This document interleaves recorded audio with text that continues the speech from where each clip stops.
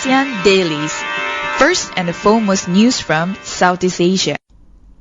Hello and welcome to Durian ASEAN, the voice of discovery and sharing. And today you're with Gowri here on our ASEAN Daily, where I'm going to bring you news from all over Southeast Asia, some important news from the world, as well as, of course, from Malaysia.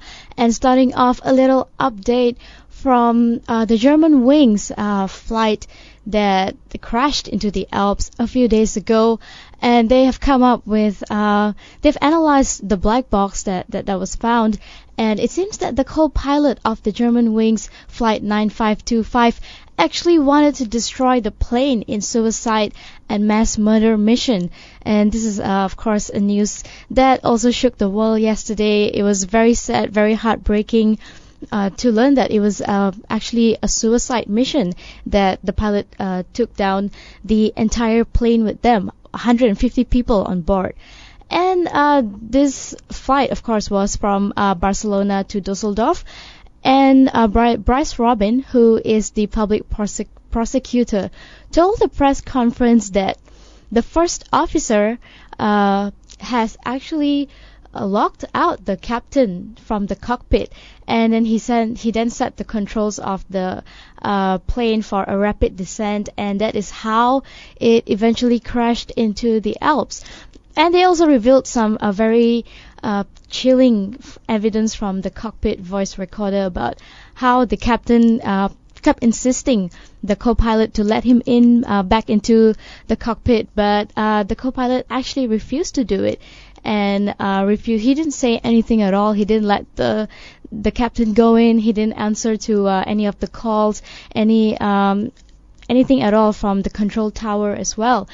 And another sad part about this is the victims were, of course, not aware that this was a suicide mission, and they were all on board, and the screams were only heard in the very last minute of the entire incident, which is, of course, very heartbreaking as well. And the name of the co-pilot is Andreas Lubitz. And so far, they still, apart from it being a suicide mission, they don't know what exactly drove him to execute that mission. He was not really, he was not a depressed person. He didn't really have any extreme medical record. And here's a few things that, according to the Independent UK, what we do know about Andreas Lubitz is that he is 28 years old and has completed about 630 hours of flying. And it was always his dream to become a pilot, although he is a very quiet, but his friends describe him as a very friendly man. And he had the job with German Wings, and he's been quite happy all this while. He also trained in Lufthansa in Bremen. What we do not know is this tragedy pre-planned? Like I was just mentioning earlier, they do know that it's a suicide mission, but we don't know why exactly did he want to commit suicide at that point of time, and also to bring the entire plane down with him. What could possibly have motivated it?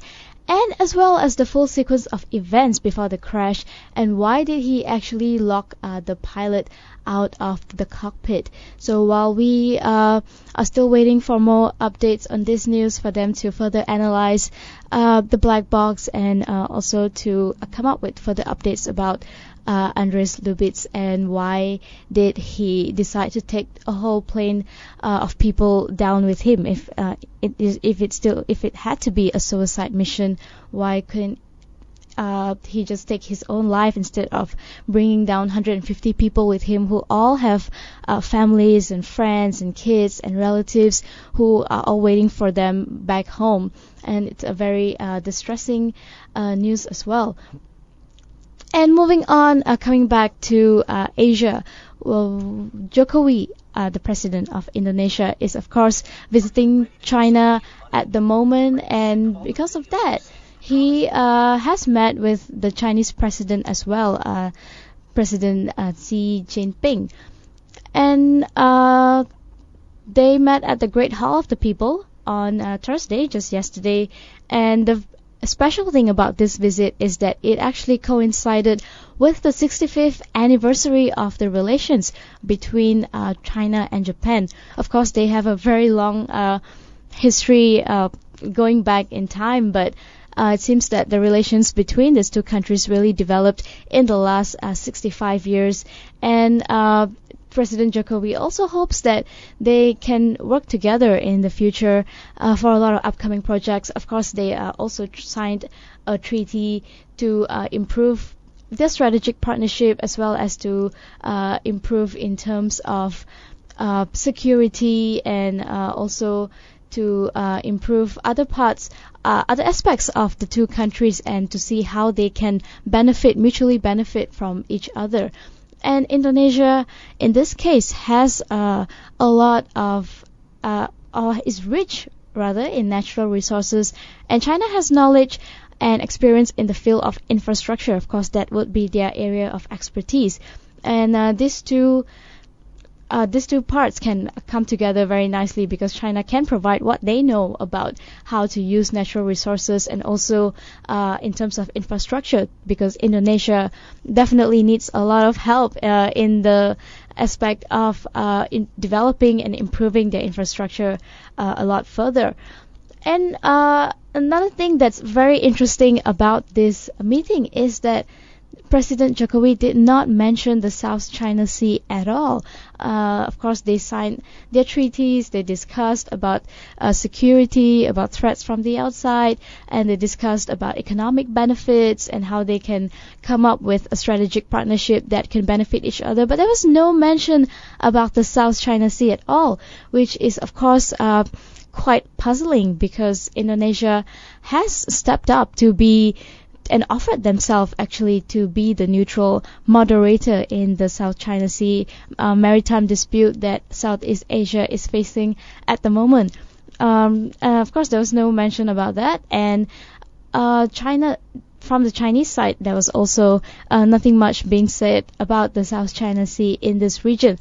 But however, it seems that China will be joining ASEAN in a meeting on South China Sea.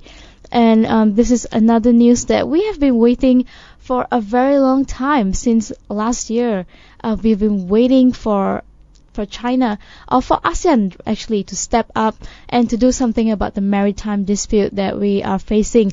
We know that Philippines had some issues with China, Vietnam as well, because of the warships, and China has been building little structures on the islands that they actually got from reclaimed land. And all this while, we kept wondering and asking, why hasn't ASEAN stepped up and done something about this? Why has the whole process been really slow?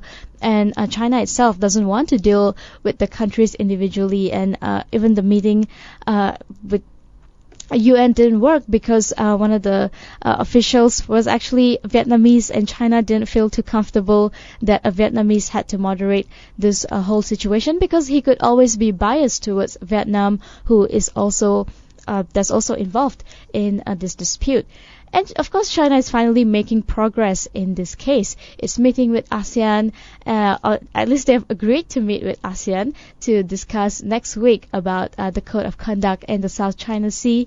But the tricky part is, will they actually reach a consensus? Will they manage to come up with a solution that can benefit all parties? China has, of course, been inching further and further away from their own territorial waters, and trying to claim most parts of the South China Sea. And China will be joining this meeting of experts and government officials from all the ASEAN nations, and this will take place in Myanmar next week on Monday and Tuesday. And it's more of a consultation phase at first, where they will be meeting and talking to these ministers and officials about what exactly is the standards when it comes to the South China Sea, and also the behavior of each countries and how to deal with them. And this consultation is, of course, the most recent development in a whole series of discussion, on and off discussions that took place over the months since last year. And Philippines are also starting to get worried because this whole process is taking too long, and China is actually just gradually making their way through the South China Sea and strengthening their position there, and this intimidates Philippines. And they also announced that if China doesn't stop, Philippines would actually go ahead and commence its own construction on those islands to also show China that they are also they have a claim to all these little islands and the territorial waters that China is claiming as theirs. And this is another controversial move because Philippines did declare a moratorium on such work last October, where they came forward and said that we will put a temporary stop to all these activities, that we will stop stop any construction of any structure in any of these islands that is in dispute. But it seems that they are going back on their words, especially because it seems that China is also not really keeping their promise. So Philippines will go ahead and build their structures if China keeps pushing. And Beijing also agreed to the discussion, of course, like I said, about the code of conduct that was established in 2013. But then again, the process has been really, really slow, and we are still waiting to see where this will go. Will we be able to solve this South China Sea dispute? And apart from that, Philippines is also accusing China of wanting to control the entire South China Sea. It's probably a wrong idea to call it the South China Sea, because that makes it sound like China's claim is actually pretty legit.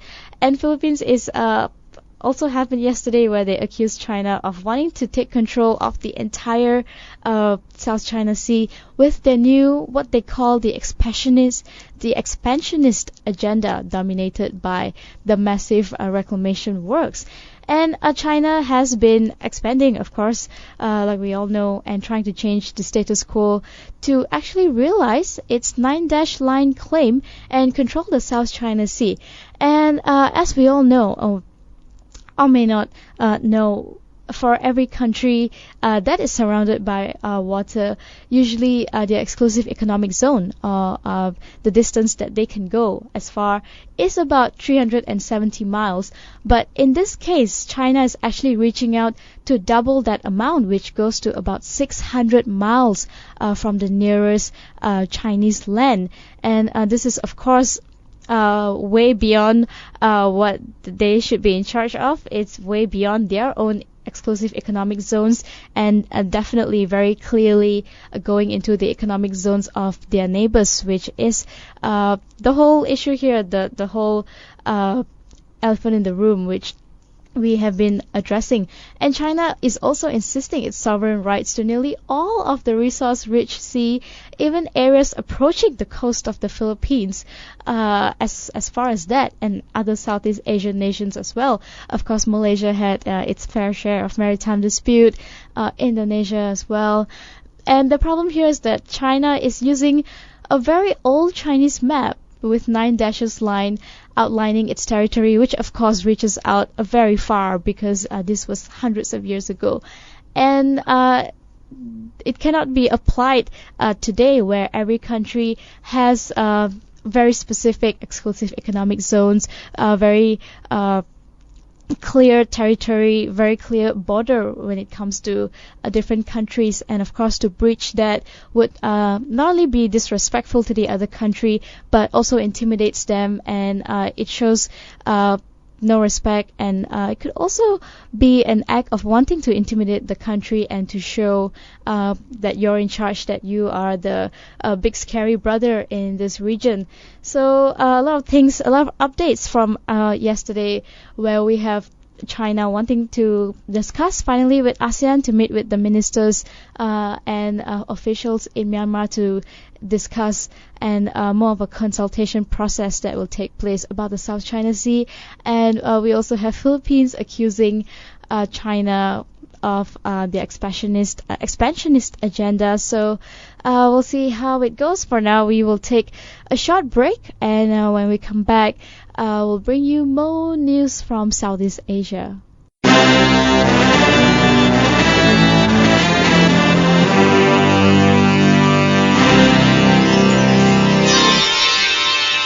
ASEAN Dailies. First and the foremost news from Southeast Asia. Hello and welcome back to Duran ASEAN. You're with Gowri here on our ASEAN Daily, where I'm bringing you news from all over Southeast Asia. And right now we're moving on to Philippines, where we have something very interesting happening at the moment.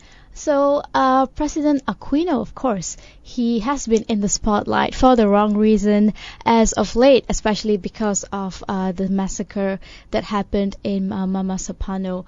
And it seems that that has tremendously affected his rating as a president. And to just go to a little background of the whole story, of course, he has 15 more months in his term before he actually nominates someone to take over from him. But at the moment, he said that he is having a lot of difficulties trying to find the right candidate for the presidency in Philippines. And he may even look from outside of his own Liberal Party to continue his economic reforms. And he's also said that he's very particular about the next person who is going to be taking over from him. And he wants that person to be able to carry out all the reforms that he's working on at the moment.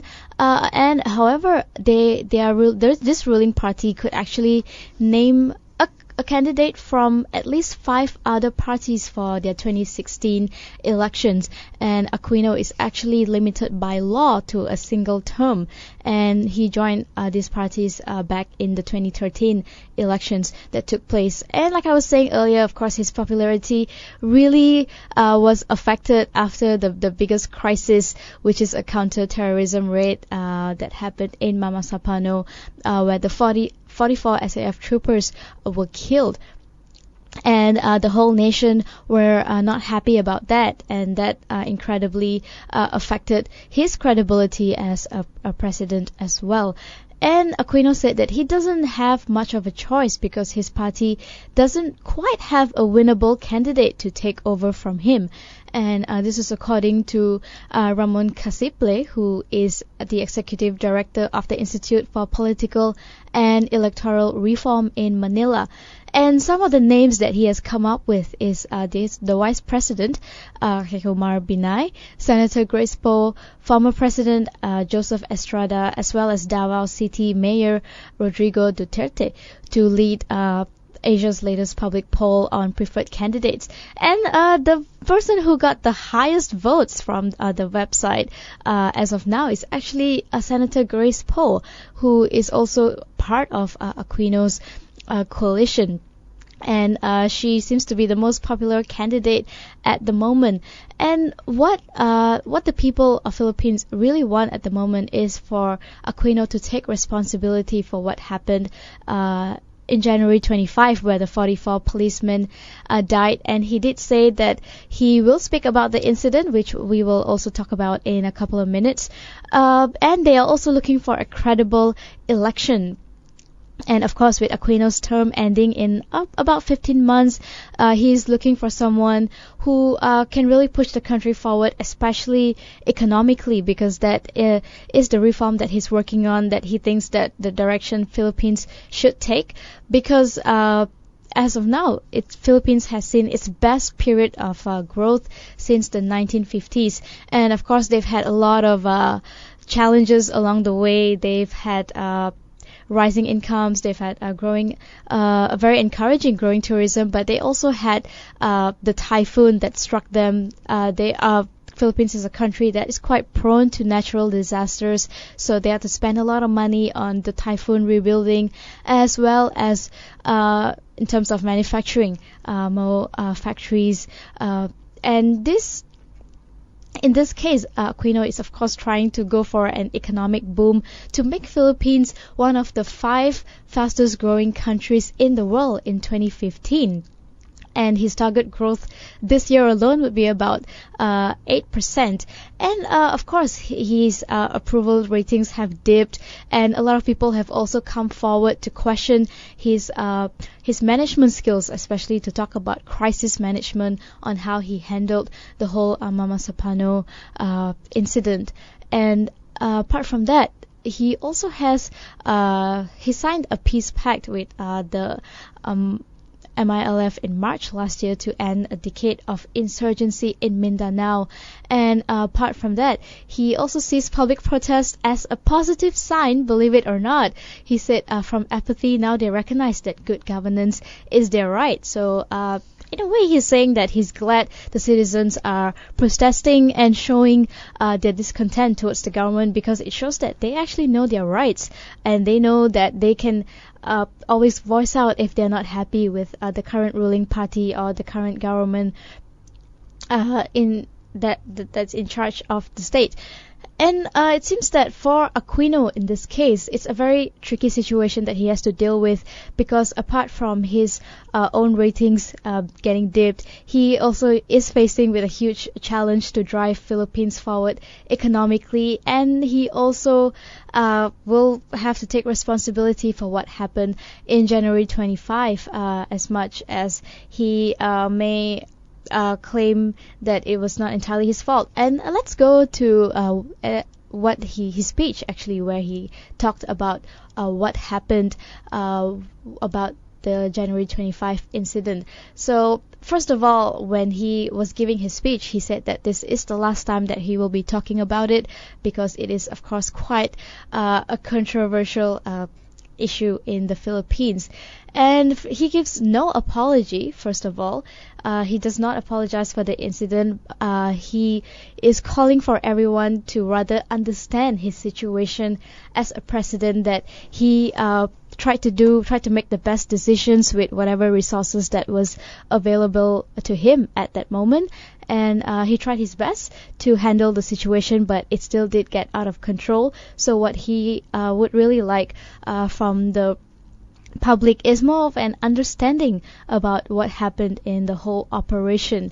But he still did not give them the apology that they were anticipating. And Aquino also said that he failed to immediately help the Special Action Force troopers that was killed in January 25, because he was fed with the wrong information about their mission in Mamansapano, which is in the state of Maguindanao. And he also said that he was convinced by the police officials that the situation was actually in control. The operation was well planned and will be executed very efficiently. And he was under the impression that everything would go as smoothly as planned, and nothing could possibly go wrong. But of course, the whole incident got botched. And however, he did say that he will take responsibility for the victims, that he feels responsible for the outcome, as much as he's also stressing that it's not quite his fault. And another thing that he mentioned was that he assumed all of his orders will be followed, and that there will be coordination with the military regarding the mission. But it turns out that, of course, things did not really go according to plan. He's saying that his orders were different, and what was carried out by the police was entirely different. And this SAF operation, just to give a little reminder, was actually aimed at neutralizing a Malaysian bomb maker, Zulkifli bin Hir, also known as Marwan, and his Filipino cohort Basit Usman. And this SAF troopers actually clashed with the Moro Islamic Liberation Front members and a private armed group this actually led to the death of this 44 Special Action Force men, and also including 18 rebels and 5 civilians. And this tragedy has, of course, also placed the government in peace talks with MILF, which actually turned out to go pretty well. And Aquino's perceived inactiveness actually in handling this issue has, of course, pulled down his ratings to the lowest level in the country. And before we take another break, Aquino is saying that he will also not let the government forces join a suicide mission. He insisted that he was convinced by the police officials that everything will go according to plan, and there's no way that he wanted such an incident to happen. So whatever happened was completely out of his control. There's nothing that he could have done about it.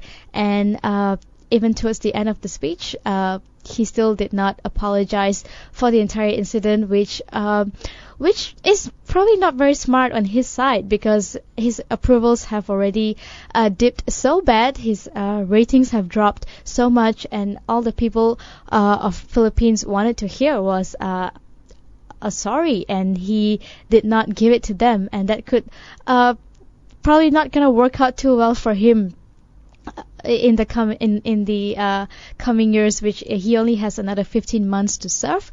And it seems like the Filipinos are gonna keep pushing for him, as much as he also said that this will be the last time that he ever talks about this incident. So we will take another short break. When we come back, a few more updates about Southeast Asia.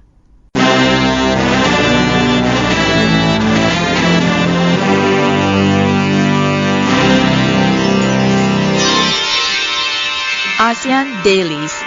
First and the foremost news from Southeast Asia.